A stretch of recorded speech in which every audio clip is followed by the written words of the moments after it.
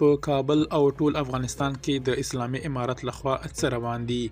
اسلامي امارت تازه د ډالرو د نرخونو پر خپراوي ولې بندیز ولګاوه؟ درنو لیدونکو ستړي مشئ، سره له دې چې د افغانستان بانک نن د افغانیو د ارزښت ساتلو لپاره د 20 میلیونو ډالرو د لیلام اعلان وکړ، خو یوازې په یوه ورځ کې افغانۍ د ډالرو په مقابل کې 3 افغانۍ ارزښت بایللی، او د دې خبر تر لیکلو پورې یو ډالر شاوخوا 80 افغانۍ تبادله کیږي.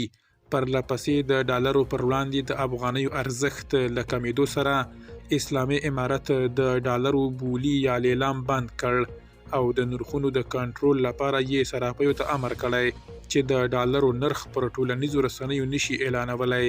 دا په کندهار کې د ډالرو د تبادلې د رسنیز کېدو مخنیوي لیک دی.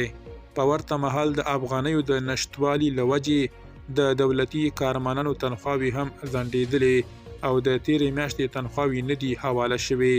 د اسلامي امارت مالیې وزارت خپلو کارمندانو ته د تنخواو د تادیې هیڅ راز، سرچینه او تیاری نه لري. د وضعیت اسلامي امارت د اقتصادي سقوط پر ژۍ درولی او د ډالرو د قیمت لوړوالي او ټیټوالي په بازارونو کې ویره خپره کړې ده. بلخوا د کابل په 4مه کارته کې د درویش ټاور یو اوسیدونکی وایي د دغه بلاک مرکز ګرمي په تیرو 2 میاشتو کې د 5م ځل لپاره د اسلامي امارت لخوا مهرلاک شوې ده. دوی وایي د مالیې، ښاروالۍ او چاپیریال ساتنې په نوم تر اوسه څو ادارو د یاد بلاک دفتر ته مراجعه کړې، خو د جوړ نه راتلو له وجې د کابل په همدې ساړه ژمي کې پر کورنیو مرکز ګرمي بنده شوې ده. 5مه ورځ ده چې د چاپیریال ساتنې ادارې لخوا مرکز ګرمي بنده ده. تر هغه وړاندې د ښاروالۍ او تر هغه وړاندې د مالیې پر سر بنده وه.